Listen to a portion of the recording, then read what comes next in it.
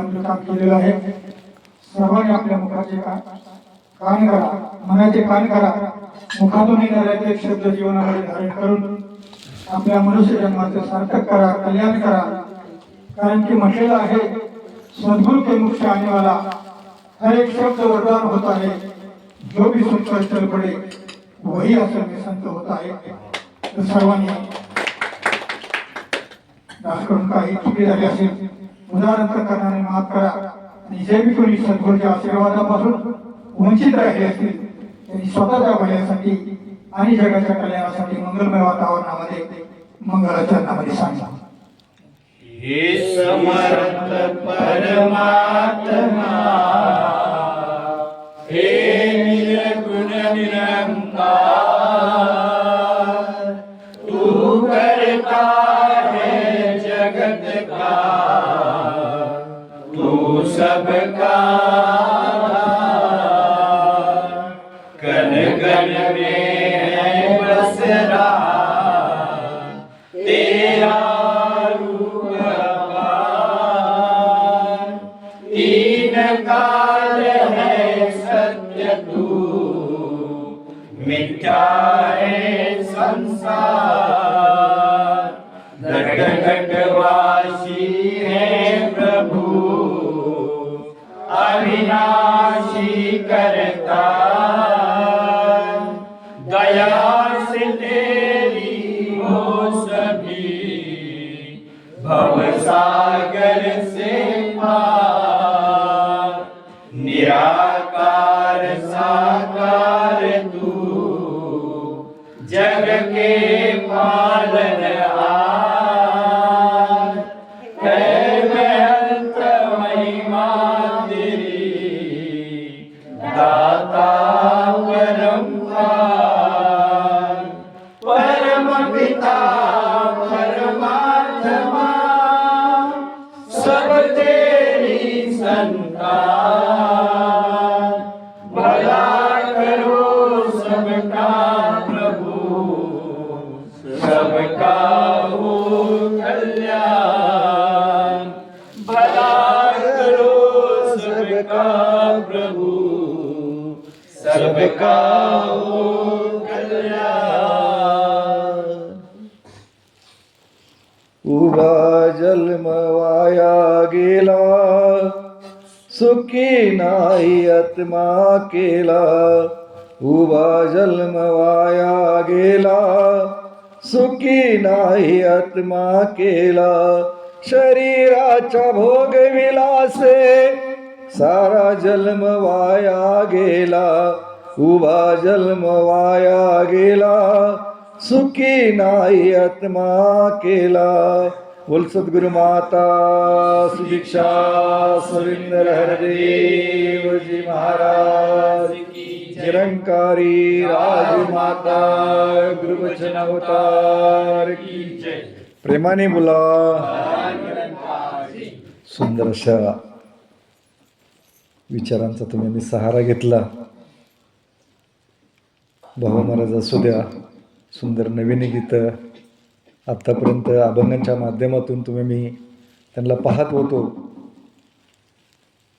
आणि सुंदर सुंदर ज्ञानेश्वर महाराजांना सुद्धा Low गीत battery, please charge. सुंदर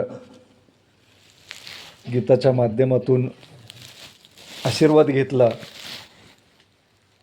कारण काय या संतांची वर्णू उपकार मज निरंतर जागविशी.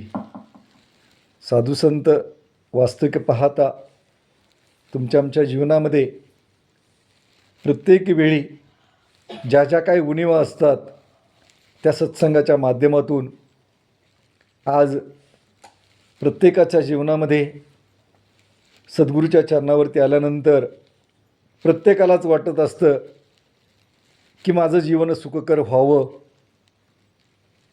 संपूर्ण जसं पाणी वाहतंय तर संत माझं जीवन व्हावं. परंतु ज्यावेळेस नदीला देखील चढ उतार असतात त्यावेळेस त्या पाण्याला देखील हेलकावे बसतात.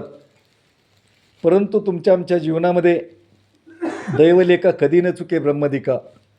Low battery, please charge. कारण प्रत्येकाच्या जीवनामध्ये जीवन जगत असताना अनेक प्रकारचे जीवनामध्ये घटना येत असतात आणि कोणत्या ना कोणत्या घटनेच्या माध्यमातून तुमचं आमचं जीवनामध्ये एक दिशा मिळते आणि दिशेच्या माध्यमातून त्या साधकाचं जीवन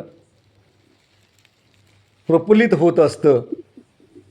पण जीवन जगत असताना प्रत्येकालाच वाटत असतं की सद्गुरूच्या चरणावरती ज्या वेळेस भरपूर काय गोष्टी मागाव्या त्या, परंतु नाना महाराज एक विडी सोन्याची आहे आणि एक लोखंडाची आहेत. आमचे सावंत महाराज डिपार्टमेंटमधून आलेत. एक बिडी सोन्याची आहे आणि एक लोखंडाची आहे. बेडी बेडीच आहे. मग तुम्ही आम्ही कोणती बेडी मागणार? प्रेमाने बोला. सोन्याची मागणार का लोखंडाची? कारण वास्तविक बघा सद्गुरूच्या चरणावरती जोपर्यंत तुमचं आमचं मागणं थांबत नाही तोपर्यंत आज तुम्ही आम्ही सहज जरी आशीर्वादाला मोका मिळाला आत्मपरीक्षण आत्ममंथन करायचे. आमच्यासारखाच महात्मा बेंबीच्या देठापासून वरडून वरडून सांगतो की झाडाचं पानसुद्धा ईश्वराच्या देवाच्या सत्तेशिवाय हलत नाही. मग तुमच्या आमच्या जीवनातले प्रसंग परमात्म्याच्या व्यतिरिक्त घडतात का? घडतच नाहीत. परंतु मानवी मन आहे त्याला मागण्याची सवय लागलेली आहे आणि ते मागणं थांबण्यासाठी संतांची संग महत्त्वाचा आहे.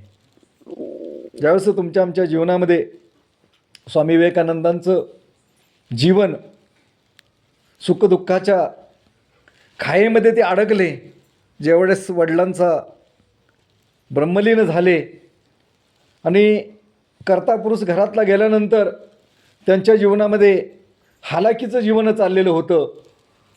आणि ज्यावेळेस मग सद्गुरूच्या चरणावरती ते गेले की सद्गुरूया कृपा करा, 1-2 वेळेचं सुद्धा अन्न शिजलं जातं नाही घरामध्ये, कृपा करा तुम्ही देवाला सांगा. त्यावेळेस सद्गुरूनं प्रत्यक्ष सांगितलं, अरे जो देव मी माझ्याकडं आहे तोच जसाचे तसा तुला दृष्टी प्राप्त करून दिली. मी मागितलं काय ना तू मागितलं काय, काय फरक आहे? त्यावेळेस स्वामी विवेकानंदाला तो परमात्म्याकडे मागायला लावलं. तुमच्या आमच्यासारखेच ब्रह्मज्ञान प्राप्त होतं. आणि ज्यावेळेस ते अरदास करायला सुरुवात झाली त्यावेळेस त्यांच्या मुखातून ज्ञान दे, वैराग्य, भक्ती दे, ह्याच्याशिवाय जीवनामधून त्यांच्या मुखामधून शब्द जे येणार ते कितीतरी प्रयत्न करत होते, परंतु त्या भौतिक गोष्टी त्यांना मागण्याची ती बुद्धी तर त्यांच्या जीवनामध्ये परमात्म्यानं दिली नाही. मग तुमच्या आमच्या जीवनामध्ये अनेक प्रसंग येत असतात. कधी कधी महात्म्यानं देखील सांगितलं की एखादा महात्मा घरातला ब्रह्मलीन जरी झाला तर तुम्ही आम्ही सहज ते दुःख मानतो आणि सत्संगपासून वंचित होतो. जीवन जगत असताना असे अनेक प्रसंग येत असतात, परंतु प्रसंग हे तुमच्या आमच्या जीवनामध्ये बऱ्याच काही गोष्टी शिकवून जात असतात. आज तुमच्या आमच्या जीवनामध्ये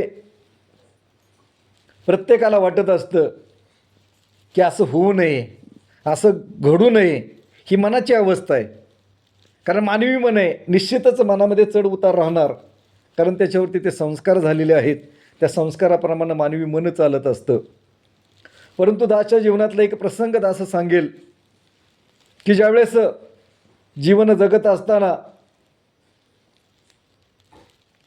आबामारांची पत्नी यशोदा माताजी ज्यावेळेस त्यांच्या जीवनामध्ये एक आजार निर्माण झाला आणि आजार निर्माण झाल्यानंतर त्यांची इतकी अवस्था की त्या कोमामध्ये होत्या आणि कोमामध्ये असल्यानंतर अनेक प्रकारचे त्यांना येऊन लोक सांगत होते, तुम्ही तुमच्या देवाचं करत नाही, तुम्ही बकरं कापत नाही, अनेक गोष्टी त्यांच्यापर्यंत सांगण्याचा प्रयत्न केला. म्हणून हा छळ चालू आहे. आणि महात्माजीने एक तो निश्चय की बाबा त्या सद्गुरूच्या चरणावरती आल्यानंतर जीवन कसं असावं. दास त्यावेळेस मुंबईला रिक्षा चालवत होता आणि ज्यावेळेस कळल्यानंतर जवळजवळ 12 ते 15 दिवस आम्ही त्या हॉस्पिटलला झगडत होतो. आणि ज्यावेळेस जीवन कायापालट होण्यासाठी अनेक प्रकारे महापुरुष येत होते, आशीर्वाद देत होते. आणि त्यावेळेस ज्यावेळेस आबाने आम्ही त्या रमेश पाटील डॉक्टरांना भेटलो आणि त्यावेळेस त्यांना विचारलं की आबांना की हे कोण आहेत. दासचं आणि त्यांचं नातं विचारलं तर सांगितलं की माझे गुरुबंधू आहेत. आणि ज्यावेळेस कठीण परिस्थितीमध्ये पेशंट इकडं न्यावा का तिकडं न्यावा ही द्विधा मनस्थिती सर्वांचीच झाली, कारण पेशंटमध्ये परिवर्तनच होईना. आणि ज्यावेळेस आम्ही डॉक्टरांच्याबरोबर मीटिंग केली आणि मीटिंग केल्यानंतर त्या डॉक्टरांना विचारलं की आता तुमचं बिल तर चालू आहे आणि पेशंटमध्ये तर परिवर्तन होत नाही, नेमकं तुम्ही योग्य मार्गदर्शन आम्हाला करा की बाबा तुमच्याच्यानं जर इथं उपचार होणार नसेल तर एखादा चांगला डॉक्टर सांगा, हॉस्पिटल सांगा. तर त्या डॉक्टरनं एकच वचन काढलं की म्हणले की जगाच्या पाठीवर आज जी मी ट्रीटमेंट देतो आहे तीच ट्रीटमेंट ह्या पेशंटला दिली जाणार. आणि त्यावेळेस आम्ही सद्गुरूला अरदास केली आणि सद्गुरूवरती सोपवलं सगळं. आणि ज्यावेळेस ती रात्र माताजीला पूर्ण झोप लागली आणि झोप लागल्यानंतर त्यांची प्रकृती सुधारायला लागली. मग वास्तविक पाहता जीवनामध्ये अनेक प्रसंग येत असतात. आज 30 वर्षाचा काळ, ज्यावेळेस 30 वर्षापूर्वी ज्यावेळेस भाडळे भागात सत्संग चालू झाल्या त्यावेळेस दास येत जात होता मुंबईवरून, आबांच्याकडे जबाबदारी दिली. आज खांद्याला खांदा लावून अनेक महात्म्यांचा आज त्यांना आदर सत्कार केला. आणि त्यावेळेस 9 ते 11च्या सत्संग असायच्या, मुक्कामाला महात्मे असायचे. आमचे चंद्रकांत शिंदे महाराजांचे वडील मैल कोल्याचे काम करायचे. ज्यावेळेस तिकडं दुटी लागायची त्यावेळेस दिवसभर ते खडी हातरायचं काम करायचे, मुरुम टाकायचे काम करायचे आणि संध्याकाळी त्या भाडले भागातल्या सत्संग करायचे आणि मुक्कामाला थांबायचे. इतकं सुंदर त्या महात्म्याचं जीवन होतं की सतत तुयनंकार मैत्री शरणा मैनू बक्षलं. आबांना बघितलंय की सतत नामस्मरण चालायचं आणि त्या नामस्मरणाच्या माध्यमातून इतका आनंद प्राप्त केला. मग आज ज्यावेळेस समर्थ सद्गुरूच्या वरती आम्ही ती गोष्ट सोडतो त्यावेळेस सद्गुरू बरोबर करत असतो. आज माताजी बरोबर संपूर्ण परिवार सेवा सत्संग नामस्मरण करतोय. महात्मांनी सांगितलं की लहान मुलांना सत्संगला आणलं पाहिजे, कारण काळाची ती गरज आहे. आज लहान मुलांची अवस्था, तरुण मुलांची समाजामध्ये जर अवस्था बघितली तर मनाच्या अंगावरती काटा निर्माण होतो. असे प्रसंग डोळ्यानं पाहवत नाहीत. आज आम्ही पाहतोय. आज आम्ही त्या गोष्टीमध्ये अजून देखील स्वतःच्या मनाला जागं नाही केलेलं की जोपर्यंत सचिन महाराजांनी सांगितलं की परिवाराबरोबर आम्ही सत्संगाचा आनंद घेणारा नाही. आज जीवन जगत असताना प्रत्येकाला वाटत असते की माझ्या जीवनामध्ये परिवारानं सत्संग करावा, परंतु संचित कर्म देखील काही काही परिवारांचं विचित्र असतं, की दासच्या जीवनामधला तो प्रसंग सांगेल की आमची धर्मपत्नी ज्यावेळेस लग्न झालं आणि त्यावेळेस पिक्चर आणि सिनेमाचं वेड होतं आणि ज्यावेळेस असं जीवन चाललेलं होतं, दासनं ठरवलं, म्हणलं आता कधी सद्गुरू कृपा करेल त्यावेळेस करेल, कोण नाही कोण महात्मा जीवनामध्ये येईल. प्रासंगिक रूपानं जीवन चाललेलं होतं. आणि सचिन महाराज ज्यावेळेस रामवाडी या गावी गेलो होतो आणि गेल्यानंतर ज्यावेळेस तो प्रसंग, मुंबईचा परिवार कांजूरमारला एकत्रमध्ये सत्संग केल्या होत्या आणि त्या महात्म्यांचं शरीर साथ देत नव्हतं. आणि ज्यावेळेस मातांच्यावर आम्ही चर्चा चालू आहे, त्यांची मुलगी आहे, आणि चर्चा चालू असताना अचानक त्या महात्म्यांना एकदम इतकी उलटी झाली विकास महाराज, की संपूर्ण घरभर उलटी झाली. आणि उलटी झाल्यानंतर महात्म्यांना शरीर सोडलं. प्रेमाने बोला. डोळे उघडे, शरीर सोडलं.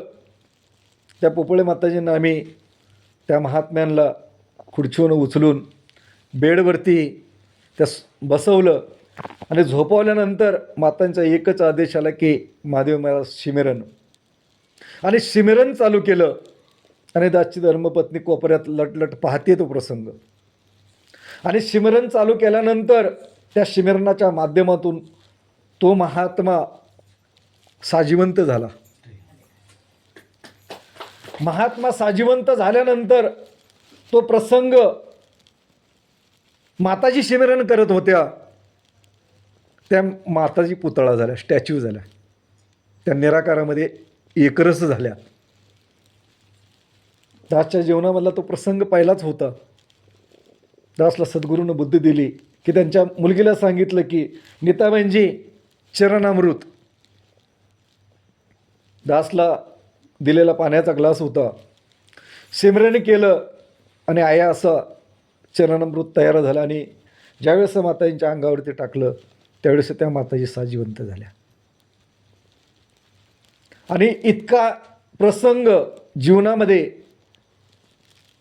ज्यावेळेस पाहायला गेला आणि काही काळ सत्संग करत असताना जीवन असंच पुढं चाललं होतं. आणि ज्यावेळेस ते प्रसंग चढ उतार येत असतात आयुष्यामध्ये, आणि ज्यावेळेस आमचे बंधू जीवन जगत असताना 9 ते 11च्या सत्संग असायच्या आणि ते बॅटरीसुद्धा नव्हती, खंदिलाच्या आधारानं, टेंब्याच्या आधारानं आमचा परिवार हाशीवाडी ठिकाणी, धनगरवाडी ठिकाणी 9 ते 11च्या सत्संगाला जात होता. आणि ज्यावेळेस बंधूंचा ॲक्सिडेंट झाला आणि बंधूंनं शरीर सोडलं आणि सत्संग तर चालूच आहेत. आणि ज्यावेळेस तो प्रसंग आल्यानंतर दासनं आई अशी मुंबई सोडली आणि डायरेक्ट गावी राहिला. एक 2-3 महिने येऊन जाऊन केलं आणि परिवाराची अवस्था बघितल्यानंतर तरुण बंधूंचं वय होतं आणि अवस्था बिघडल्यानंतर दास डायरेक्ट गावी राहिला. आणि गावी राहिल्यानंतर तसाच प्रसंग पुढं चालू होता. आणि तरी देखील सत्संग चालू होत्या, अनेक महात्मे येत होते, टूरच्या माध्यमातून कार्यक्रम चालू होते. आणि अचानक आईची शरीर साथ देत नव्हतं, पॉवर अटॅक आला आणि त्या देखील कोमात गेल्या. मग तुमच्या आमच्या जीवनामध्ये प्रसंग कसे असतात की ज्यावेळेस कोमात गेल्या तर त्यावेळेस त्या मातांच्या माध्यमातून कितीतरी महापुरुषांची सेवा घडली होती. 20 ते 25 असू द्या, 50 महापुरुष असू द्या, सेवा चालू होती. पण तुरंत देखील जीवनामध्ये तो प्रसंग घडला. आणि घडल्यानंतर आता करायचं काय? पाटील हॉस्पिटलला पहिल्यांदा ज्यावेळेस ट्रीटमेंट चालू होती आणि महिनाभर तिथं ट्रीटमेंट चालू होती, परिणाम जाणवत नव्हता. आणि मामांच्या माध्यमातून आम्ही मुलुंड या ठिकाणी ज्यावेळेस त्यांना ॲडमिट केलं आणि जवळजवळ तिथं देखील 1 महिना ट्रीटमेंट चालू होती. आणि त्यावेळेस त्या डॉक्टरांना दासने विचारलं की ह्या पेशंटला कधी फरक पडेल, की जो डॉक्टर कवटी काढून बाजूला ठेवत होता आणि त्या ट्युमरचं ऑपरेशन करत होता. त्या डॉक्टरला दासनं विचारलं की त्यावेळेस त्यांना सांगितलं की साईन या ठिकाणी एक कोट्याधीश शेठ आहे, त्याच्या मुलाला असाच आजार झाला आहे आणि 10 वर्षापासून ट्रीटमेंट चालू आहे. अशा स्थितीमध्ये पेशंट आहे. जर अशा स्थितीमध्ये पेशंट गेला तर कदाचित चांगला होतो किंवा कदाचित चांगलाच होतं नाही, त्याच स्थितीत राहतो. ज्यावेळेस मग दासला त्यांना सांगितलं की घरी न्या आणि तुम्ही त्या पेशंटची सेवा करा. आणि ज्यावेळेस परत पाटील हॉस्पिटलला आम्ही आणलं आणि त्याच्यानंतर एक 10-12 दिवस पाटील हॉस्पिटलला ठेवल्यानंतर घरी आणूनच सेवा केली. जीवन जगत असताना 2.5 वर्षाचा काळ गेला, सेवा केली. परंतु दास देखील भांडत होता की सद्गुरू असं का, इतकी मोठी सेवा केली, एवढा सत्संग चालू आहेत, मग असं का. तर त्यावेळेस देखील त्या समागमच्या माध्यमातून बाबाजींच्या त्या प्रवचनामधून दासला उत्तर मिळालं की बाबाजींना प्रश्न विचारला गेला होता की बाबाजी मच्छर क्यों बनाया, की बाबाजींना सांगितलं की कर्त्याला कारण नाही विचारायचं. कर्त्याला जिस झोली में फूल खिले है उस झोली में काटे कोई कारण होगा. तुमच्या आमच्या जीवनामध्ये विनाकारण कोणतीच गोष्ट घडत नसते. सोनं हे निखळ बनण्यासाठी त्या भट्टीमध्ये टाकावं लागतं. आणि जोपर्यंत मी अभंग देखील ऐकलेलं आहे की बीजे भाजून केलेला ही आम्हा जन्ममरण नाही. एवढं सोपं आहे का तुमचं आमचं जन्ममरण थांबणं? सहज होऊ शकतं. जोपर्यंत ह्या मनावरती आघात संत ऐशे जाना जे देही उदास आशा तृष्णा गेली निवारून या, की जोपर्यंत तुमच्या आशा तुम्ही शरीर आहे हीच मुळात आसक्ती माणसाची जात नाही. मी शरीर आहे, ती आसक्ती जोपर्यंत सुटत नाही तोपर्यंत सद्गुरू परमात्मा तुमच्या जीवनामध्ये असे अनेक प्रसंग घडत राहणार आणि येणार आणि त्या माध्यमातून तुमची ती आसक्ती कमी होऊन तुम्ही देवासारखं होणार. त्यासाठी हे जीवनामध्ये प्रसंग येतच असतात आणि त्या साधकाची परिपूर्ण अवस्था प्राप्त होण्यासाठी आज तुमच्या आमच्या जीवनामध्ये अनेक प्रश्न असतात नाना महाराज, परंतु काही प्रश्नांची उत्तरं मिळत नाही. मी विचारत असतो. दासच्या जीवनामध्ये जवळजवळ 23 वर्ष त्या प्रश्नाशी दास झगडत होता की आपण सत्संग करतोय परंतु मोक्ष मिळणार का, मुक्त अवस्था प्राप्त होणार का. सावंत महाराज किती वर्ष? 23 वर्ष. अनेक महात्मे जीवनात येते, चर्चा करायचो मोक्ष मिळणार का, मुक्त अवस्था.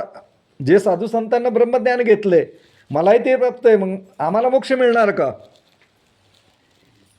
त्यावेळेस रामाकांत राणेंच्या उजरीमध्ये आबामराज टूरचा कार्यक्रम लागला होता बघा. करंजखोप ठिकाणी एक कार्यक्रम होता आणि शिरंबे या ठिकाणी एक कार्यक्रम होता. आणि आम्हाला शास्त्राच्या माध्यमातून अध्ययन करायची एक सवय होती. ज्या पोपळे महाराजांच्या सहवासामध्ये बरीच चर्चा चालायची की आम्हाला मोक्ष मिळणार का.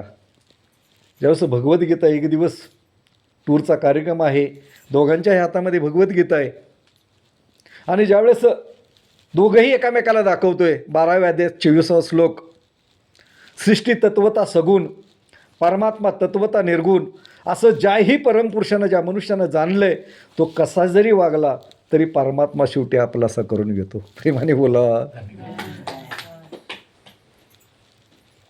श्रीकृष्ण परमात्म्याची उद्धवाला सांगितलेली वाणी ही कोणाला सांगितलेली, आणि तंतोतंत तेच ब्रह्मज्ञान तुमच्या आमच्या जीवनामध्ये प्राप्त आहे. शंका मनातून काढून टाका. कारण ज्या अर्थी तुमच्या आमच्या जीवनामध्ये इतका मोठा गाव आहे, इतका मोठा तालुका आहे, जिल्हा आहे, त्याच्यामधून आम्हाला सद्गुरूने निवडलं आहे. तुम्हाला मुक्त अवस्थेमध्ये नेण्यासाठीच निवडलं आहे, दुसरं काय प्रयोजन आहे. ज्यावेळेस जीवन जगत असताना एक ऋषी महात्मा त्या शिष्याला सांगतात की बाबा रे, किती गोष्ट सांगतात की बाबा रे एक मटकं पाण्याचं भरून आण.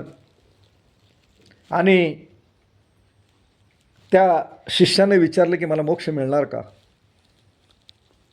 तर त्यावेळेस ते माठ भरून आणतो आणि माठ भरून आणल्यानंतर तो गुरु महाराज सांगतात तिथं बाजूला तळं असतं, त्या तळ्यामध्ये ओताय सांगतात. प्रेमाने बोला. आता त्या तळ्यामध्ये ओताय सांगितल्यानंतर आता गुरु महाराजांना सांगितलं, तळ्यामध्ये ओतलं आणि ओतल्यानंतर परत गुरु महाराजांना आदेश दिला की म्हणले ते मटक्यातलं पाणी मला परत पाहिजे. काय म्हणले? म्हणले ते कसं काय शक्य आहे? आता म्हणले त्या पाण्यात मिसळलं ना. तसंच म्हणले ज्यावेळेस तुझं शरीर सुटल, जसं पाणी पाण्यामध्ये मिसळतं तसा हा जीवात्मा निराकारामध्ये मिसळणार आहे, ती तुझी मुक्त अवस्था आहे. मग तुमच्या आमच्या जीवनामध्ये त्या गोष्टीची आवश्यकता आहे की बाबा रे, कळत न कळत माझ्या जीवनामध्ये निंदा होते, चढ उतार होतात, आमच्यासारखाच महात्म्याच्या जीवनामध्ये दुःख कष्ट निर्माण होतात, प्रापंचिक जीवन आहे, आमच्या मुखातून सहज वचन जातं की अनेक प्रकारची विचित्र कर्म केल्यामुळे भोगतोय. प्रेमाने बोला. तुम्ही मी ब्रह्मज्ञान घेतलंय, ती जागृत अवस्था झोपेत सुद्धा आपल्याला प्राप्त होण्याची आवश्यकता आहे. आणि त्यासाठी ब्रह्मज्ञान दिलेलं आहे की कळत कळत उठता बसता सकाळी उठल्यापासून संध्याकाळी झोपेपर्यंत सद्गुरू ते अरदास करूया की मुखातून येणारं तुमचं वचन आहे ते सद्गुरूला पूर्ण करावं लागतं. तुम्ही ब्रह्मज्ञानी आहात. तुम्हाला मला वाटत असेल बसल्या बसल्या तुम्ही आम्ही आता सर्वसामान्य आहे. सर्वसामान्य राहिलेलो नाही. देवाचं न तुमचं नातं एकसारखं झालेलं आहे. तुमच्या मुखातून येणारा प्रत्येक शब्द परमात्म्याला खरा करावा लागतो. मग त्यासाठी तुम्ही आम्ही सद्गुरू ते अरदास करूया. भंडारा महाराजांना सांगितलं की महापुरुष आज माताबहीण जे आलेले आहेत, सद्गुरू ते अरदास करूया की जसं जाता जाता जसं सांगेल की ज्यावेळेस परीक्षित राजा, ज्यावेळेस संपूर्ण देवी देवता आल्यात अमृताचे कुंभ घेऊन आणि शुकमुनी एका बाजूला ब्रह्मज्ञान देत आहेत आणि तो त्यांना प्रश्न विचारला की देवतांना विचारलं की बाबा रे, की म्हणले आता हे अमृताचे कुंभ तुम्ही आणलेत, पण हे प्राशन केल्यानंतर काय होणार? ते म्हणले स्वर्गाचं सुख प्राप्त होणार. काय होणार? स्वर्गाचं सुख प्राप्त होणार. परत म्हणले जन्म मरणाच्या रहाट गाडग्यामध्ये तुम्हाला यावं लागणार. तरच परीक्षित राजा म्हणला जन्म मरण म्हणजे काय असतं? प्रेमाने बोला. त्यावेळेस त्या देवी देवतांना सांगितलं की मरण यातना जसे एका वेळी 100 विंचूंना डंस करावा, इतक्या यातना मरण यातनेच्या वेळेस लाभतात. आणि त्या जर चुकवायच्या असतील तर मात्र तुला सद्गुरू शुक महाराजांना शरण जावं लागेल. मग शुक महाराजांना त्यांना विचारलं की हे ब्रह्मज्ञान प्राप्त केल्यानंतर काय होईल? तर म्हणले तुझं जन्ममरण थांबेल आणि तू देवासारखा होशील. मग तुमच्या आमच्या जीवनामध्ये गुरुची प्रचिती झालेली आहे, परंतु शास्त्र प्रचितीच्या माध्यमातून तुम्ही आम्ही ते अध्ययन करण्याची गरज आहे. स्वतःला तपासून बघण्याची गरज आहे की हे ब्रह्मज्ञान दिलेलं आहे. तुम्ही आम्ही बऱ्याच वर्षापासून सत्संग करतोय, परंतु लोकांना वाटत असतं की ज्यावेळेस ब्रह्मज्ञानाला तुम्ही आम्ही बसतो त्यावेळेस महात्मा विचारतो कळलं का? प्रेमाने बोला. कळलं का विचारतो. ते त्यावेळेस तुम्हाला मला वाटतं की आता 50-100 लोकांची संख्या असते, कसं सांगायचं? लाज वाटते. माझं अज्ञान कसं सांगायचं? पण तेच अज्ञान तुम्हाला 83,999,999 योनीमध्ये घेऊन जाणार आहे. जोपर्यंत कळत नाही तोपर्यंत तुम्हाला विचारण्याची आवश्यकता आहे. कारण 4 वेद 6 शास्त्र 18 पुराणं सांगतात, जोपर्यंत ब्रह्मज्ञान कळत नाही, ब्रह्मज्ञान प्राप्त होत नाही, आत्मसाक्षात्कार होत नाही, तोपर्यंत त्या मनुष्याला मुक्त अवस्था मोक्ष अवस्था प्राप्त होऊ शकत नाही. मग सद्गुरू अरदास करेल दास की भले किती वर्ष तुम्ही आम्ही सत्संग करत असा, सद्गुरूकडे अरदास करेल की ज्यांच्या जीवनामध्ये अजून देखील ते ब्रह्मज्ञान, तो निर्गुण निराकाराचा इशारा समजला नसेल तर जरूर परत ब्रह्मज्ञानाला बसा, तो इशारा समजून घ्या आणि त्या इशाराच्या माध्यमातून तुम्ही मी आज प्रत्येकाला वाटतं की गावामध्ये माझा प्रचार व्हावा, ती सद्गुरू अरदास करूया की बाबा रे, कळत न कळत माझ्या देखील आमच्या जीवनामधून अनेक काही घटना घडतात, कर्म घडतात. सद्गुरू तुम्ही कृपा करा, रहमत करा की ते संतत्वालं जीवन जे जगद्गुरू तुकाराम महाराजांचं आज 350 वर्ष जरी झाली तरी आम्ही जय जयकार करतोय. माऊलींला 750 वर्ष झाली तरी जय जयकार करतोय. प्रभू रामचंद्र असू द्या, कृष्ण परमात्मा, जनाबाई, मीराबाई अनेक संत महात्मांचा तुम्ही मी आज जय जयकार करतोय आणि तंतोतंत तेच ब्रह्मज्ञान आमच्या झोळीमध्ये सद्गुरूनं टाकलेलं आहे. तर सद्गुरूवर ते अरदास करूया. त्यांचा जसा जय जयकार झाला तसंच आमचा देखील समाजामध्ये जय जयकार होण्यासाठी जसं ब्रह्मज्ञान दिलं आहे तसं तंतोतंत प्रत्येक क्षणाक्षणाला तुम्ही आम्हाला जाणीव करा की हा निर्गुण निराकार माझ्या अंगसंग आहे. त्या अवस्थेमध्ये आम्हाला ती संतत्वाली अवस्था त्या प्राप्त करा. कारण ज्या काही गोष्टी तुमच्या आमच्या जीवनामध्ये सद्गुरूकडे अरदास करेल की जेही माझ्या भल्याचे असेल, जे माझ्या सत्संगापासून मला जर वंचित होण्यासाठी त्या भौतिक गोष्टी मला प्राप्त होणार असतील तर सद्गुरू एक वेळ त्या मला प्राप्त नाही झाल्या तरी चालतील, परंतु माझ्या जीवनामध्ये सत्संगाशी ह्या संतांची जशी प्रीत लागावी ती अवस्था प्राप्त होण्यासाठी सद्गुरू जे काय द्यायचं आहे ते भरपूर मला दे, परंतु सेवा सत्संग नामस्मरणापासून मला वंचित करू नको. प्रेमाने बोला.